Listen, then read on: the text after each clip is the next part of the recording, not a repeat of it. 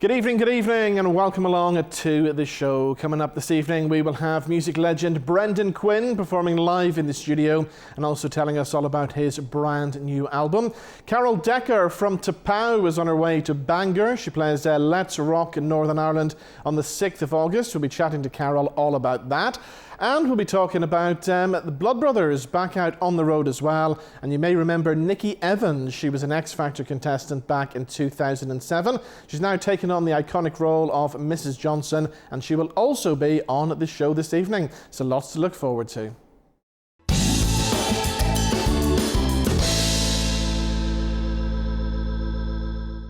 Okay, but starting us off on the show this evening, I'm going to talk about a show that's on its way to the Lyric Theatre here in Belfast. It's called Carson and the Lady. Michael Cameron is the man behind it, and Rosie McClelland is starring in it. Let's find out more. They join us in the studio. Guys, welcome. Hi. Michael, it's been a while since you've been here, but the last time you were here, we were talking about your play Ruby, which was a huge success, wasn't it?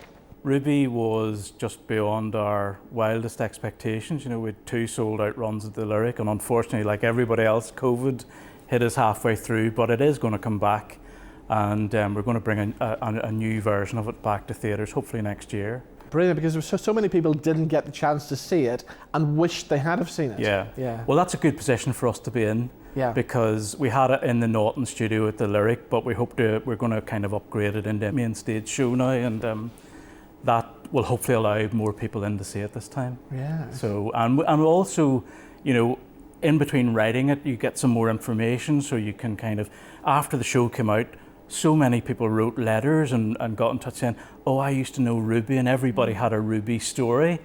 But there was one amazing one came out with, which was from one of her old loves, who still has all his box of love letters from him and Ruby in 1956 or whatever it was, and he has shared all that with me. So the new show will be able to kind of just update itself a little bit more, which hopefully, even if people have seen it before, they'll come back again, because it'll be a much bigger show, and still with Libby, of course, who's amazing. So, of course, and I said this recently as well, that people they've forgotten that Ruby Murray was still one of the most successful female artists ever in the UK. I think she holds a record for the most number ones or something, doesn't she? Yep, absolutely. The only person to have 5 songs in the top 20 at the same time. Yeah. The record will never be broken because they count it differently these days. Yes, yeah. So she holds that, and that's the one thing that will always keep her in pop history. But I think when Abbey Road and EMI did their anniversary party, Ruby Murray was still on the list of people who were the record holders, and alongside the Beatles and the Stones and Madonna and everybody else. Great for Belfast. Oh, exactly. Yeah. Let's talk about the new show, even though it's not strictly new. You've done it before, Carson and the Lady. We're going way back in history this time, aren't we? We're going back to the 1900s, and this, if you don't know anything about these people at all, then that's a good thing, because it's not a historical documentary. Some people think it's a Carson biography, but this was a show that was commissioned by Antrim and Newton Abbey Borough Council and Theatre at the Mill for the centenary, which is why we did it last year in Antrim. And it basically is about Lady Jean Mazarine, who was a socialite, owner of the Antrim Castle along with Lord Mazarine. And she had a really spectacular life. One of these lives, you think, why does this not, like so many things in Irish history, why do people not know about this? Yeah. But the thing about her was, one of her closest friends was Sir Edward Carson, and so that allowed us to bring her into the whole centenary thing and the formation of Northern Ireland. But as a piece of work, it is not a historical documentary. We've taken a few liberties with Sir Edward, and it's a bit like a Downton, Oh, brilliant. It's like a kind of a period piece in set in Irish history, and it's funny, it's romantic, it's not a pure political piece. Yes. Belfast does Bridgerton. Absolutely, yeah, totally. And of course this lady is Lady Jean Mazarine in all her glory, and she was so brilliant last year. We're delighted that the entire cast are back for this run at the Lyric. Well, I've been hearing about the costumes, and I believe that you've got some stunning outfits to wear, haven't you? Oh, of course. The costumes are beautiful. We have Liz Cullinan, who's doing the costumes this time, and Lady Jean Mazarine, reading up on her, especially last year when we did the research and stuff, that this was a wonderful woman who was so fashion forward and ahead of her time, and there's a lot of things that were written about her not wearing corsets when women should have been wearing corsets. She was all like, no, just let it all go. And she was a real socialite in her time, and yeah, just a wonderful, strong woman. And what I love, like Michael said, a lot of people don't really know anything about her background. It's just that they're learning when they come to see this show. Yeah. And same here, when I started, I didn't know anything about Jean Mazarin, and she's just this fascinating woman. And she was only 21 when she came to Antrim and took on this responsibility of being the lady of the manor, so to speak. And it's been an incredible journey exploring her relationship with Carson and how that all intertwined, you know. Growing up in Northern Ireland, you think you know all of it, and then you go, I didn't know any of this. And it's a wonderful learning experience for me as well. And of course, we're coming to the Lyric Theatre stage. That must be something good as well. Yes, of course it is. It's lovely to bring it to the Lyric stage. We did it last year in the grounds of Antrim Castle Gardens, so the historic element there was amazing. This was the site that she was on. But I think now with Liz on board, and we have Gareth McConaughey with the sound design and James McFetters with the lighting, I think they've got such a great team behind it that it's going to make it look incredible, yeah. Brilliant. So Michael, what was it that sucked you into this story then in the beginning? What was it that grabbed you about it? It's a bit like Ruby, really. I sometimes think the best stories are found in real life. Yeah. And we have an abundance of them. And, you know, I have to say there's a thing about Northern Ireland and Irish history where people will be familiar with the big names of the time, you know, but actually they don't go much beyond that unless they're particularly interested from a historical point of view. And yet if a period piece appears on television, suddenly everybody knows, you know, these great people that appear on the show. And what we have done is we've kind of taken the backdrop of the actual historical time and the real people involved in it against the real events that were happening at such a massive upheaval in Irish history in terms of home rule and things like that, and partition. But what we've done is we've looked at the human side of it. The people who lived in that time, what were their lives like? So we've also Rosie, Barry and Conor O'Donnell, who play the house staff of Lady Jean. So their relationship's going on in the background. How did this affect ordinary people? And it starts off in 1912 and it goes right through to 1921, and in between you've obviously got the Great War and people living after that and how that changed people's attitudes as well. So I think it's the real stories. All these people have their real stories, and I hope what the play does, a bit like Ruby, is that it encourages people in Antrim and further afield to embrace their local history, you know, and get to know these people because they're fascinating. Excellent. I mean, Jean Mazarin was really into spiritualism. So in this play, you have Sir Edward Carson at a séance. Who'd have thought? Brilliant, wow. And so these are the things which we hope will be really kind of, audiences will go, oh, this is just, you know, a really good story. It's funny.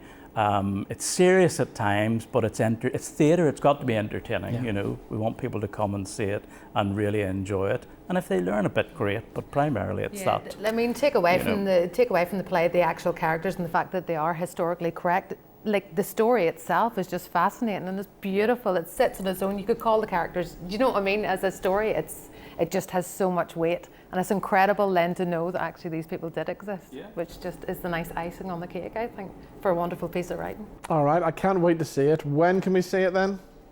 3rd of August it opens, and it's only going to be on the Lyric main stage for 1 week, running from opening on Wednesday through to the Sunday, and there's some matinees as well. Huge thanks to Jimmy Fay, who's been, I have to say, supported me so much from Ruby right through. He came to see it in Antrim last year, loved it, and said it has to come to the Lyric. And so you really need people like that to support writing and artists and things like that. So thanks to him and thanks to everybody at the Lyric, and we can't wait for it to happen. Brilliant. Well, guys, the best of luck with the show. Thank you so much for coming in. Thanks, Robin. Thank you. Now, one of my favourite songs from the 1980s has to be the T'Pau #1 classic, China in Your Hand. Carol Decker and T'Pau are still performing today, and they're coming to Bangor for Let's Rock in Northern Ireland on the 6th of August. Before we chat to Carol, let's hear the latest single from T'Pau. This is called Guess Who's Sorry Now.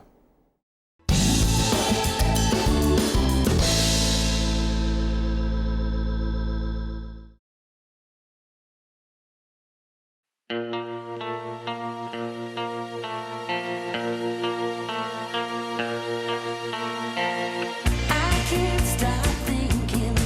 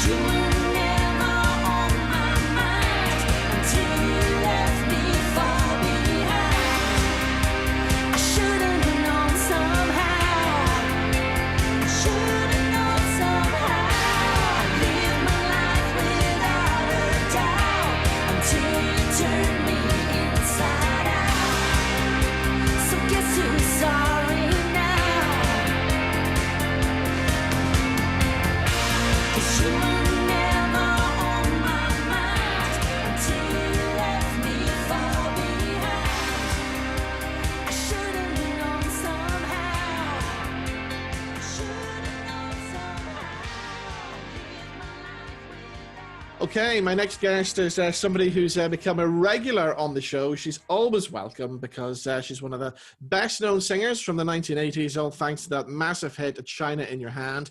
And I'm pleased to say I'm finally going to get to see her in person at Let's Rock Northern Ireland, which is coming to Bangor. Let's find out more because Carol Decker from Tapau joins us on the line. Carol, how are you?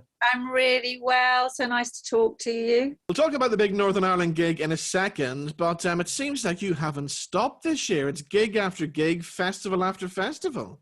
Yeah, well, we're playing catch up with a lot, obviously, from sort of 20 and 21. You know, lots of things got postponed and put back. So it's gone from being like no work for 2 years to it's all come back, and I'm getting a bit confused and tired. Already. So just before the interview there, I played Guess Who's Sorry Now, which was the record that you brought out last year. We're still loving that, but are we going to hear another new song anytime soon? We've got a new one we're working on. It's not a toe tapper, it's a bit of a thoughtful song. And it's called World on Fire, and we've got to get the video done for it, because Guess Who's Sorry Now, it just had a little lyric video that my son did because we just didn't have the time or the money to do anything.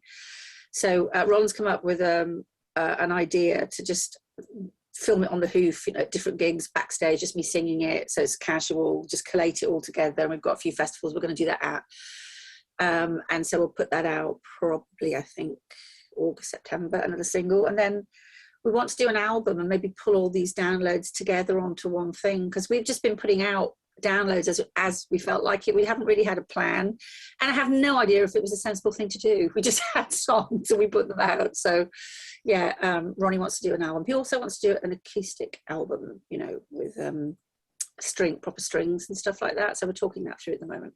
That would be lovely. And of course, for any massive Tapau fans as well, the Essential Tapau collection came out as well, which is brilliant. Everything on one big package.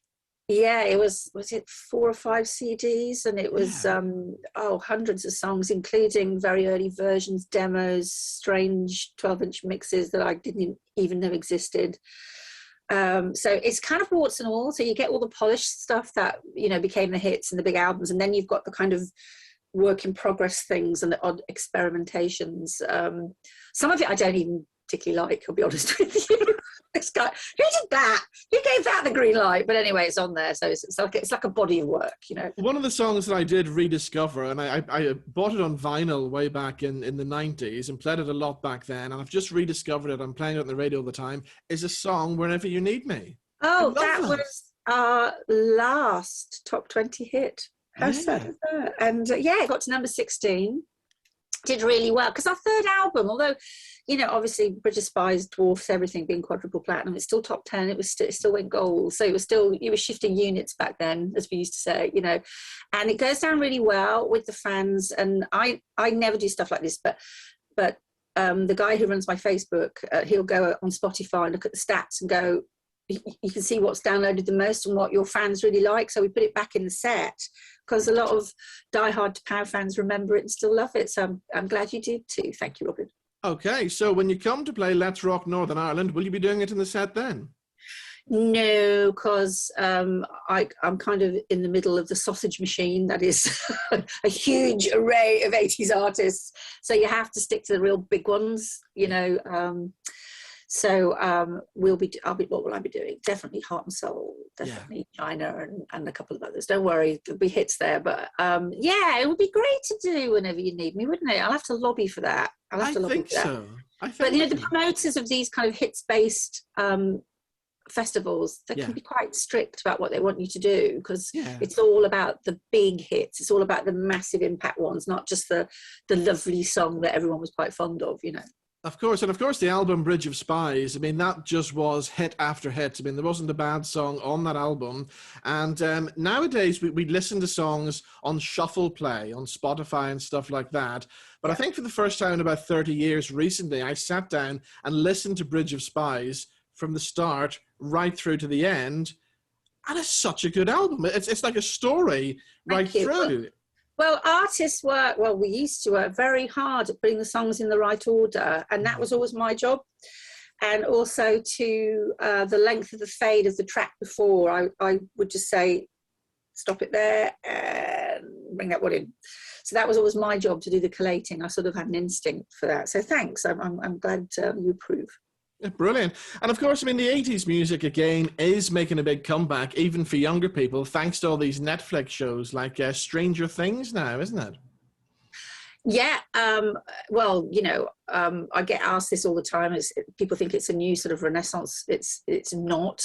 As you know, I did my first 80s tour in 2000, well, you know, comeback tour, if you like, in 2001 with Paul Young, Kim Wilde and Go West. So we started doing these packages together a long time ago. So that's lasted even longer than the decade. But you're quite right. Stranger Things obviously is a phenomenon, and it's made Running Up That Hill a huge hit again. And well, Heart and Soul went into Black Mirror a couple of years ago, and often goes into a lot of movies in the States because it was a big hit out there. So it is nice. You get a little kick, you know, and everybody rallies around the song again, which is really, really nice. Okay, I got some Tapao facts and figures here. 1987, of course, was the big year. China in Your Hand was #1. And Tapao can officially say they were bigger than the Beatles that year, weren't you?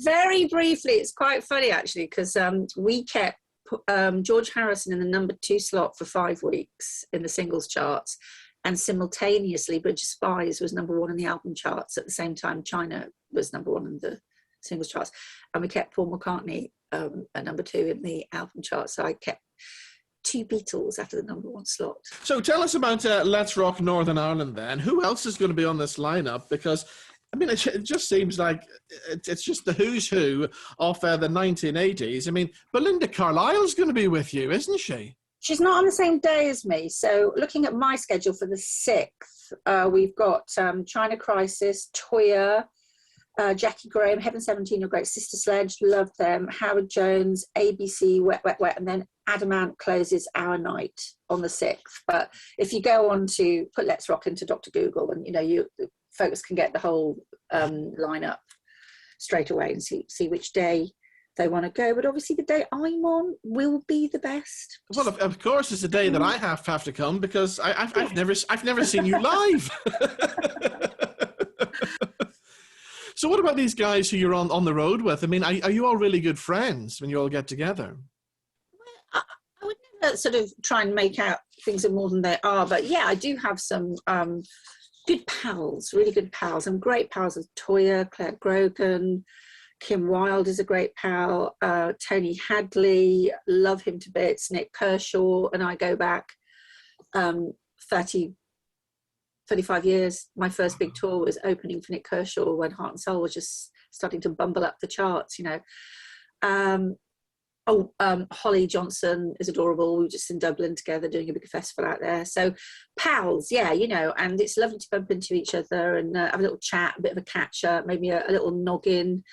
When we were at Dublin last weekend, somebody said it was a really good idea to have a lot of wild turkey bourbon after lots of rosé wine. I went along with that, regretted it deeply. I blame Nick Kershaw for that. It took me 2 days to get over it. And hue and cry, Pat Kane. Hope you're proud of yourselves. I had a terrible headache. Obviously, back in the 80s, when you were #1 in the charts, you were touring all over the world and stuff. You were obviously making a lot of money back then. So were you spending lots on extravagant things? But what was life like back then? I bought things I needed and could then afford. So I bought a house, you know. Prior to that, I'd been in rented flats, and I bought a nice car. The MX-5 had just come out in 1990, so I bought myself one of those. But I've always lived within my means. Like, so obviously we were incredibly successful and I've been super lucky, but just to put it in perspective, I wasn't in the Rolling Stones. So I wasn't going to go out and buy, you know, a handful of Porsches and have no money left, you know.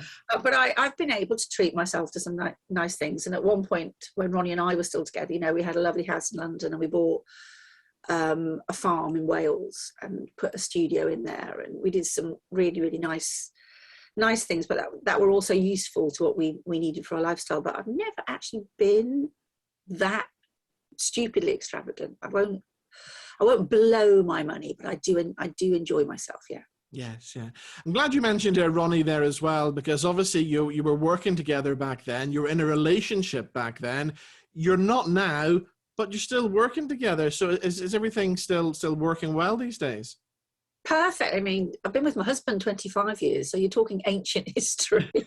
Yeah, Ronnie and I were together for a long time ago. So, you know, it's all ancient history, and he's still one of my best friends, so that's fine. And we still work together, you know. He's a bit of a nag, though. He always wants to do something. No, I'm getting lazier. I see a gold disc behind you there. What's that disc for? That? Yeah. That is actually the British Spies quadruple platinum disc. Wow. Because of where I had it hanging, the sun has ruined it. So some of the bits, I'll show you, some of the bits have dropped off. So that's the platinum, and this is the 4 times, right? Wow. So the little dots have dropped down and it irritates me. So I've taken it off the wall and Richard's going to fix it for me so it still looks beautiful. Yeah, absolutely. That's why it's in the office. I wasn't strategically placing it. I'm glad you showed me that. Now, when you hear your new stuff being played on the radio today, do you still get excited when you hear it on the air? I get astonished, frankly. Where did you hear it on the radio? I've been playing it. I've been playing you it all. Play it, yeah. To move over by you. It doesn't get played that often. I'm going to be completely frank with you, which is definitely disappointing. It's hard to break through. It's hard to cut through. I'm very reliant on support from people like your good self, and fans loving it and downloading it from Spotify or, you know, checking it out on YouTube. We just keep it going. We keep it going. And I've long since given up paying expensive pluggers who tell me after £1,000 for a week that Radio 2 aren't going to playlist it. So I've just given up.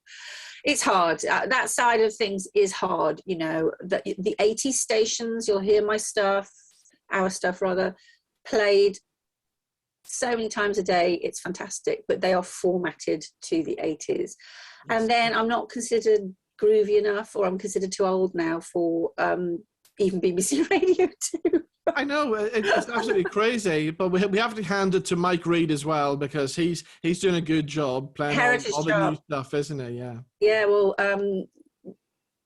It Was Be Wonderful, I think, went to the top of the Heritage chart, which was great, which was lovely. But even that word heritage, it's just like, I feel like I should have a blue plaque over my head or something. It's just vintage, heritage. It's all, they're trying to find polite, nice ways of going like yesterday, you know.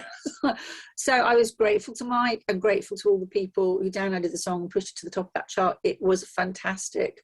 But I don't like the marginalisation so much, I've got to admit. Carol, as always, it's lovely to talk to you, and I look forward to seeing you for Let's Rock Northern Ireland. City of Bangor, I have been told. We've had a promotion. City of Bangor, yes, exactly. There you go. Be proud. Be loud and proud, Bangor. Brilliant. Okay. See you then, Carol. Cheers. Bye-bye.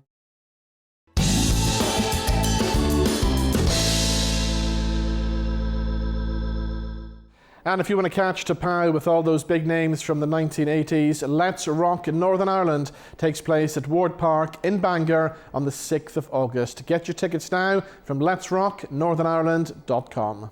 Right, time for some more music, and this time we go into the brand new single from Brendan Quinn. We'll find out about his new album in just a second, but here is the brand new single. It's called That's What I Do.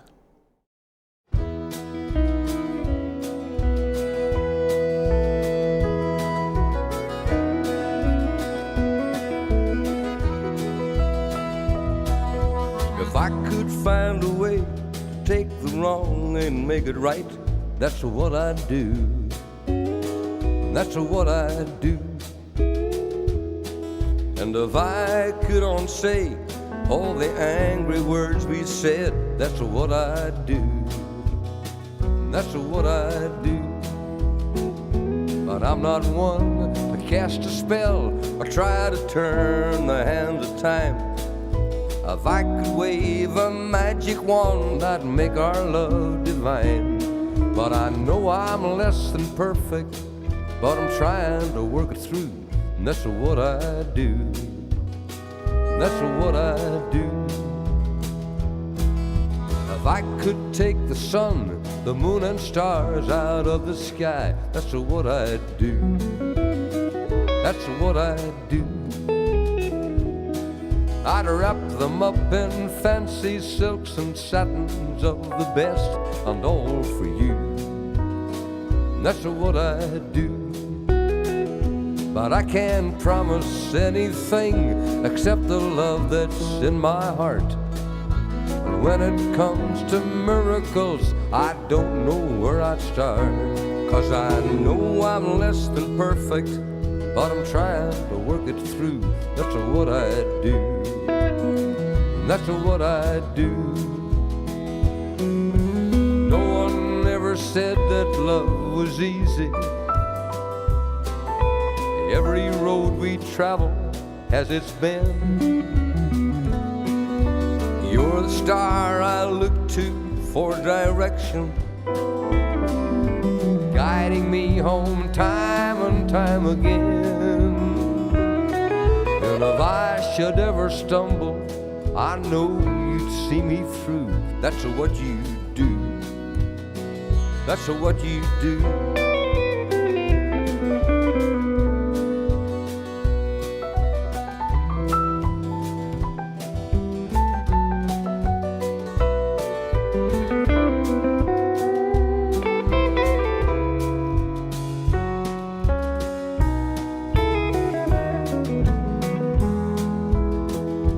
Sometimes love is like a cold beer on a warm day in July.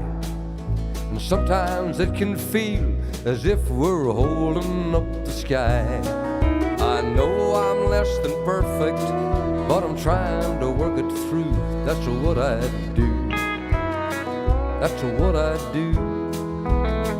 That's what I do.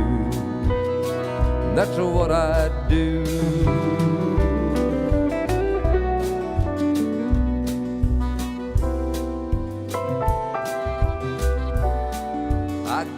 All for you, baby, that's what I do.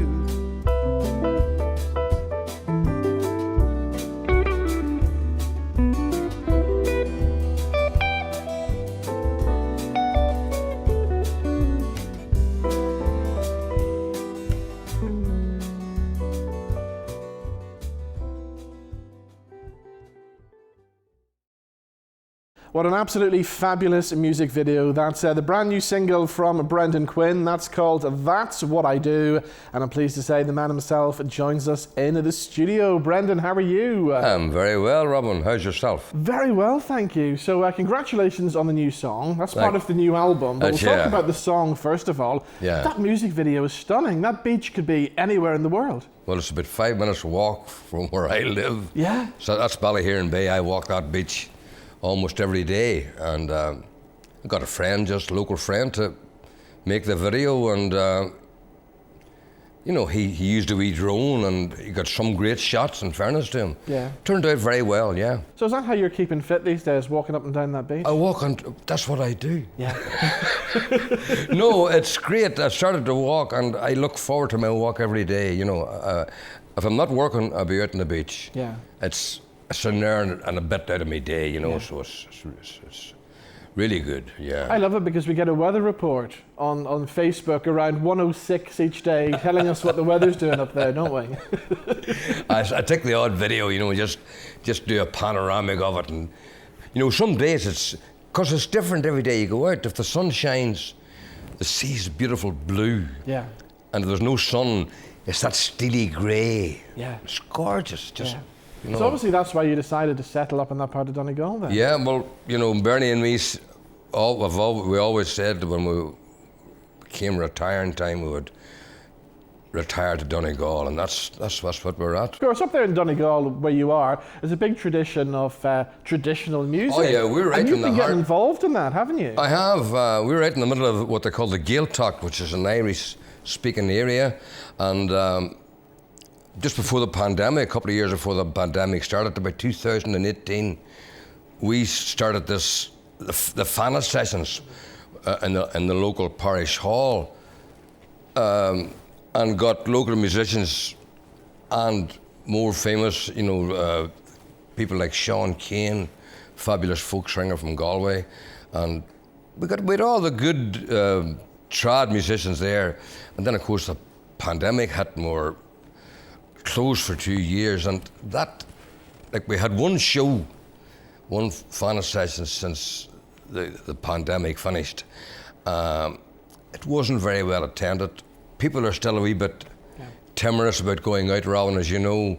People of that age that would be going to those kind of shows are just not too sure about stuff yet. So hopefully in 23, 19 or 20, we'll get back to some kind of a normality. We're not at normality yet. And you did a couple of theatre shows recently with the Trad guys as well. Yeah, we did. Yeah. Very successful. We had a great night and the Ardone in Enniskillen, and then the following night we went to the Bardic Theatre in Donaghmore and outside Dungannon. Two good gigs. Yeah. Now we've got some more stuff coming up in August, and of course the launch of the album will be at the end of August, so we're looking forward to that. Excellent. So what can we expect from the new album then? The new album there's 3 or 4 original songs on it. There's a couple of very old Western swing things. There's a couple of trad things on it. It's more of a mixed bag of what I'm doing now, I'm working with these traditional musicians, and for years I've worked with country musicians, but this is a bit different for me. We're trying to fuse the trad with the country, and it kind of works in a way, Yeah. And I'm enjoying it anyway. Great, okay. So what's your kind of thoughts on country music today with all the new guys coming up? Obviously, yourself and Philomena and people like that are still doing extreme. Well, she's 60 years in the business and 80 so this am I, year. actually. Really, yeah? I started when I was 15. I don't tell anybody that. But the country music has changed a lot. It's got very commercial. Yeah. It's kind of stadium rock job now. But there's some great artists, like Brad Paisley is a fantastic artist, great songwriter. Vince Gill, although Vince would veer more to the traditional country. Yeah. Well, let's say it's evolving, Robin, Yes, yeah. Some of the stuff that would be out in video now and I would watch, No. Give Me Willie and Merle Haggard and George Jones and people like that. Because you kind of modelled yourself on that back then. You were listening to the really good American stuff and then putting your own stamp on it here in Ireland, weren't you? That's correct, yeah. I was like people like Waylon Jennings, Ronnie Millsap way back then, Gene Watson, Mo Bandy. These were all new guys in the 70s that I hooked into. And it just developed from that, Robin, really. And one of the big songs you'll always be remembered for is 4 in the Morning. Oh yeah, that was the first kind of major record that I had. I recorded it in 71 and it was released early 72, and by September it had made #1 in Ireland. Yeah. Fantastic. It got me kind of established, Yes. Yeah. And I just went on from that. It was 72, then I started the Bluebirds 2 or 3 years later, and then I went to record for George Doherty up on Emerald there in Malus. Yeah. Did 4 great albums with him. Very successful. Bandy, the Rodeo Clown, After Sweet Memories. I Can Almost See My Hometown from Here. There's loads of them. Angeline, Would You Like to Dance Again? That's another one, Angeline. You'll never get away from Angeline. You have to do it, don't you? Have to do it every show, Robin. Yeah. Doesn't matter whether it's a trad show or a country show. Exactly. Yeah. So 4 in the Morning, you're having this massive hit in Ireland. Farron Young, he's in America having the big hit. And then eventually you two would meet, wouldn't you? That's right. I got the song from my sister, deceased, God rest her soul. She was a nurse in Fort Worth, Texas. And she used to send me home these 45s. Yeah. George Jones' new single, Ronnie Millsap's new singles. And in those days, anything that was released in America, it took 6 months before it was released here. Yeah. So I had all this stuff that nobody else had, and this particular song. So that's how I got 4 in the morning. Roll on a couple more years, it's a big hit in 72. I'm in Nashville in 77. I think it's for Fanfare, a thing called Fanfare. And Big T's there as well. Yeah. And we got together one night and headed downtown in our best clothes and went to a place called Printer's Alley, which is a lot of clubs around Printer's Alley, and ran into this very drunk Farron Young. Yeah. And I'm not a very big man, but Farron Young's smaller than me. He's a small guy. Right. And he was full. And T had met him the previous year at the Wembley Festival and knew him. T knew everybody. Yeah. And he said, Farron, this is Brenton Quinn, at #1 with your song. Yeah, this guy stole my song. He was actually raging. He was raging. You had some great suits in those days. Oh, with the big lapels and all. Yeah. Yeah, the 70s were great, weren't they? 26-inch bottoms. White suit. I wouldn't go near it now. So what about the new album then? What's it called? When can we get it? It's called Hubbin' It. And people ask me, what's Hubbin' It? What's all that about? Well, Hubbin' It, the song is called Hubbin' It, written by Bob Wills and Tommy Duncan, way back. If you remember the gold rush going across, and everybody was on their wagons and heading for California, over the Rockies, all the bad weather, the snow, and they would get rain, and the wagons would get bogged down in the muck, down to the hub. Yes, yeah. And if you had to, manpower, elbow grease to get her out of the... So it was called Hubbin' It. If you're hubbing it, well, you're not really doing too well. There's some great songs on it right now. And the thing about this album was, it's recorded almost live, Robin. Right. Billy Robinson in Donegal has a great studio where he's got great separation, and he can record 7 musicians with total separation, no problem. Yeah. Headphones and all on. So we did this album almost live. That song, that's what I do. There's no overdubs in that. I only fixed a couple of lines in the vocal. Billy wouldn't let me do the vocal again because he said, your guitar will spill over into the vocal, so leave it alone. Yeah. So I just fixed words that I'd mixed. But if you listen to that song, there's no overdubs whatsoever. It's totally live. Brilliant, yeah. So, and you can feel it, Yeah. And the whole album's like that. Yeah, wow. But it'll be available from my website from the end of July. Excellent. And on all digital platforms, as I say, from that date as well, iTunes, and it's on all the platforms. All right, well, you're going to do a song for us now. You've got the guitar with you. I've got the guitar. I'm going to get it tuned up here, and I'm going to do one of my own songs. I think I'll do. I have 6 grandchildren. Yeah. And the youngest is a young guy called Jonah, and his second name is James after his dad. So when they told me what they were calling this kid, Jonah, and then James says, we're going to call him James after me, Daddy. Aye, that's great, son. So on my way home, I thought, Jonah James, Jesse James. Yeah. I got the idea for the sweet song, so I'll sing Jonah James for you now. And the guitar you've got that guitar in Nashville, didn't you? I did. It's the same year that T and me were in Nashville, I wanted this D28, Martin D28. It's the signature guitar. And I was in this shop. He didn't have one. But when I came out of the shop, I met this guy. He was standing with this grey case. And he must have heard me. He said, you looking for a Martin D28? He says, there's one here. I have one here. Wow. He was a music teacher. Yes, yeah. And I believe he was kind of hard up for a few quid. And he opened the up, and I said, look, I'm a lefty, that's no good to me. He says, hey man, I can get it altered for you, no problem, no extra charge. Ended up buying it. And I have it since. It's just worth a lot of money. Still going strong today? Oh yeah, I mean, I don't play it out. I record with it, but I don't use it live. Yeah. It's not. It doesn't have any pickup on it or anything. I have to make it up. I keep it in the house all the time, and I took it today because my regular case is a ton weight. Yeah. So I just stuck it in the gig bag and threw it over my shoulder. Excellent. Well, we'll hear it live in action with yourself right now. In the meantime, Brendan, it's always good to see you. Thank you for coming in. Pleasure, Robin, always. Thank you. So here we go, performing live in the NVTV studios. Here he is, Mr. Brendan Quinn.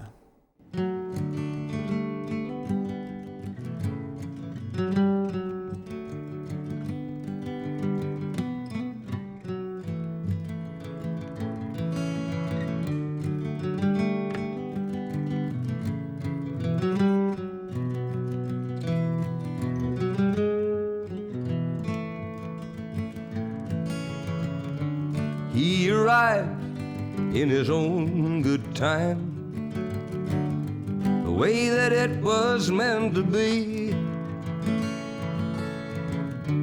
He checked in about 8:45. It was such a sight to see. He came out perfect in every way. This bouncing baby boy, and he'll get stronger every day. He's our bundle of joy. Jonah James, you're welcome to this world. I know you'll fit in just fine. Jonah James, I wanna watch your life unfurl, 'cause you are the tie that binds.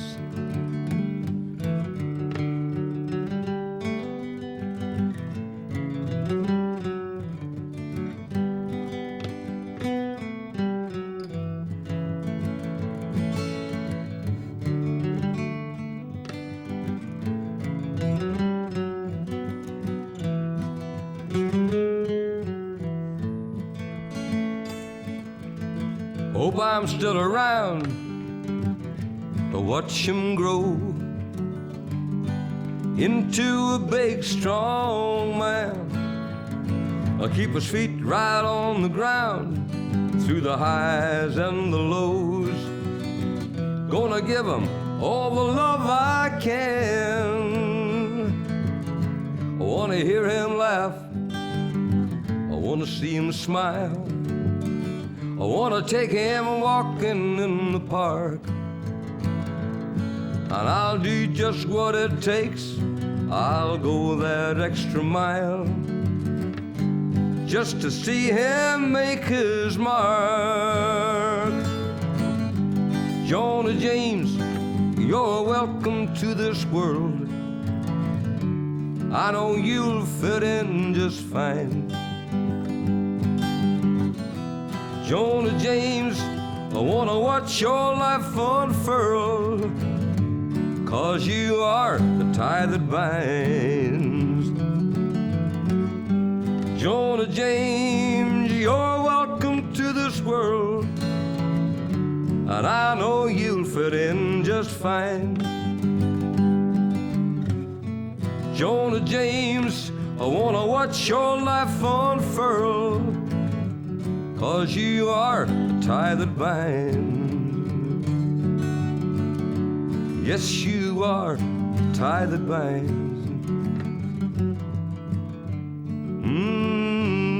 Jonah James. Jonah James.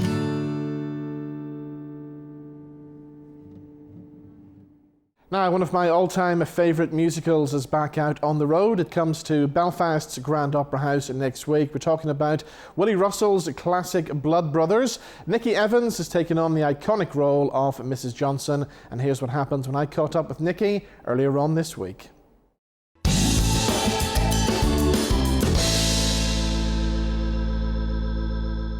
Niki, how are you? Good, how are you? Very well, thank you. So I suppose you can tell I'm a big fan of the show. I've seen it about 14 times. So as an actress, is the role of Mrs. Johnson, is that the ultimate role then? Well, I played her years ago. It was my very first role. So I played her from 2008 to 2012 and went away and did lots and lots of other different things. So when they called me last year, I was doing panto, and then Bill went, "Do you want to come back?" And I was like, "Go on then." So it was, yeah. So it's been very, very, because the first time round I didn't know what I was getting myself into, but now I do. It's been a very, very big learning curve to go back, because Bill never directed me the first time round, right. But he has round, so he's like literally kicked it on its head for me. So it's been really, really interesting. And is it true the first time that he asked you to do it, you actually turned it down? Yeah, because I went in and he said, "What musical's your favourite musical?" And I said, "I don't know, I've never seen one." And he was like, "What?" I said, "I've never seen one." I said, when they call me for Blood Brothers, because I come from a rock background, I thought it was something Bon Jovi or something, Bruce Springsteen. And, to find out it was a Liverpudlian musical, I was like, oh no, I don't think I can do that. Oh no. And then I'd never done an audition and I'd never done anything like that. So it was a bit horrendous, I'm not going to lie. It was awful. And I don't even know how he did it, because they started playing some music and I sang, I think I made Easy Terms lyrics fit Tell Me It's Not True Music, because I got myself into so much of a fluster. And he went, "Love, I think you're singing the wrong song." And I said, "I think you'll find he's playing the wrong song." And it was just, it's kind of that. And made him giggle. And I just said, "We haven't got money to, go to musicals." I said, "If we had £1 in our pocket," I said, "that was on a loaf of bread." I said, "There was 4 kids on a council estate." And I think he saw a Mrs. Johnston in me, basically. So that was my first role. He made me into a Mrs. Johnston, and now he's made me into, hopefully, fingers crossed, a better one. So even though you grew up on a housing estate, was there always music around you? Oh my God, yeah, my dad was in a band. I grew up in a very musical orientated household. So I think I could sing before I even could talk. Yeah. So I was very, very, very, I had my first music record contract by the time I was 16. Wow. So I was very, very headstrong into some musical genre, but I thought it'd be the recording side, because that's all I ever did was record and do adverts, and I was a session singer and that kind of thing. And to do musicals was I liked being in the background. I liked being, dipping in and out with my baseball cap and nobody looking and knowing who I was. So I've had to grow up. Now, is it true at the age of 14 you did backing vocals for Black Sabbath? They saw me singing in a pub when I think I was about 13, and I had a massive voice. I've always looked quite old for my age. Yeah. So I told them that I was 18 and they believed me. So off I went. Yeah, true. A very naughty girl. That's amazing. A worldwide rock band like that, and there you are, performing with Black Sabbath. Used to their backing, yeah. Rich Bitch Studios, I was there. Let's talk about the X Factor as well, because I can't believe it was 2007 that you were on the show. So was the X Factor something that you're glad that you did? Am I glad I did it? Well, obviously, it's given me a new life. It's given me a totally new career. Am I glad I did it? I don't know. Would I do it again? Definitely not. Is it a lot of stress and hard work behind the scenes? It is. It's totally different to what you saw on the TV. Completely different. You had to be very tough to get through it. And I wasn't going through the greatest of time at that particular time in my life. So I don't really remember much about that. It's true that my dad had just died. It wasn't a story. So it was, I look back at it as being a bit of a sad time for me. And being manipulated into somebody that I really wasn't. And so when Bill, like I say, when Bill Kenwright met me and I was laughing and joking and I wasn't as old as he thought I was going to look, and, and he was like, "Oh my God," he said, "I wasn't expecting you." And I said, "Yeah, because that's, I was made into a story, and that's the way people perceived me as." Yeah. So I shocked a lot of people when I came out, yeah. And my nose was pierced and I've got wild coloured hair. But yeah, so it was, really weird when I came out. Now, as well as Blood Brothers, you've done other musicals. You've done Legally Blonde as well, haven't you? Yeah, loved it. Loved Legally Blonde. I went straight from Blood Brothers into Legally Blonde and had to lose. I think I lost 5 stone very quickly, because when I went to first see it, they gave me the part and I went to first see it, and then there's a lot of dancing, which I'd never done before. And also Paulette had to jump into the UPS's guy's arms, and I was like, there's no way. He's going to have to jump in mine, because I was a bit of a more of a hefty person then. Ain't going to lift this. That's what I kept thinking. But yeah, I remember going down to Worthing and meeting Rebecca Storm for the first time, because she was going to play Mrs. J in Ireland, and I was having a couple of weeks off, thinking I better put this pasty down and these chips, because there's no way I'm going to play this role being this chunky. So now that you're doing all these musicals, is there still a chance that you might get back into the studio one day and record a new album? Because I like country, like a harder country. That's the kind of thing that I like. I mean, my ultimate idol is Bruce Springsteen. Yeah. So the poor Blood Brothers guys have to put up with a lot of rock music when I'm on tour, and yeah, they probably try and put me the furthest away, because I warm up to Heart and that kind of thing. I go, oh my God, and my voice is massive. It's like I've got one of the biggest gobs you've ever heard. And yeah, so I got an actual award on the last Blood Brothers tour for having the biggest gob, and yes, I have. So yeah, so they have to kind of either warm to it, or they just don't tell me they hate it. Either or. Now, what's it like as a performer playing the role of Mrs. Johnson? Because I mean, it is one big roller coaster of emotions the whole way through the show, and even for us watching it in the audience, we all know what's coming at the end, but it still gets to us. And what about you as a performer? Are you emotionally drained when you come off stage every night? Yes, you are drained, but what happens is, because I'm not an actress, I feel everything. If I cry on stage, that's because I'm genuinely feeling I cry every day. I cry every day and twice a day, because I am so submerged in Mrs. J. I love Mrs. J, love playing it. We all genuinely, as a Blood Brothers family, whether you've been in Blood Brothers for 5 minutes, 10 years, 15 years, we are all a massive family. So when people say things, because like I've done a few other interviews today, and they've said, do you have to top other Mrs. J's? And we are, as a family, a Blood Brothers family, we're very close. So I'm very, very close to the Nolans. I'm very close to to Lynn Paul. And if one is kind of slagged off, we're all slagged off. So we all get together, and we're very, very much for looking after each other. And like I've just said, it's not about topping anybody, because Mrs. J's can't top each other, because we play them so differently. But yeah, so people ask me about Blood Brothers a lot, and I just say there are 2 devastating parts for me, which I won't give away, but the rest of it's really funny. Yeah.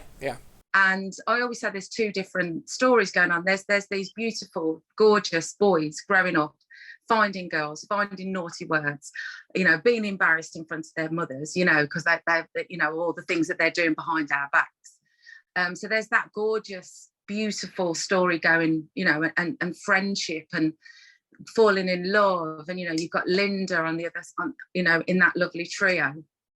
And then you've got the mothers. That's the other story that's going on, the struggles between two women. And not only that, I had trouble having children. So I've got this kind of emotion for Mrs. Lyons, because she's always vilified, you see, and it really upsets me, because she's desperate for a child and thinks that she is actually helping Mrs. J out. But the torment that rips her to shreds, that sends her mad, is because of all of that, you see, as well. She's desperate to have this child. She wants to love somebody. And then you've got Mrs. J on the other hand, that kind of is doing her best for her children, but still has got this intense love for this child, So there's all these underlying things that are happening in Blood Brothers, and it's thicker than you think. It's a bigger story than you think. Well, you open in Belfast at the Grand Opera House on the 2nd of August. Do you have happy memories of being here before? You know what? I'm not even joking. I am so excited. I loved Belfast from the moment I set foot in Belfast, and I've been back. I've brought people back for their birthdays. I've been on holiday there. I took my boys there. Yeah, so I am raring to go. And there's so many good food places. I mean, I've tried to keep slim because I know I'm coming to Belfast. But, you know, I think I'm going to have to move my buttons when I get there. I just love it. And the Europa Hotel's got I love it. I love the pub over the road because it's the oldest pub in Belfast. I made friends with the manager at the Europa, and we were eating cheese at 5 o'clock after I did Belfast Pride a couple of years ago. Well, Niki, it's been really lovely talking to you. Thank you so much for doing this, and the best of luck with the run of Blood Brothers, and we look forward to seeing you in Belfast at the Grand Opera House. Oh, and you. Take care.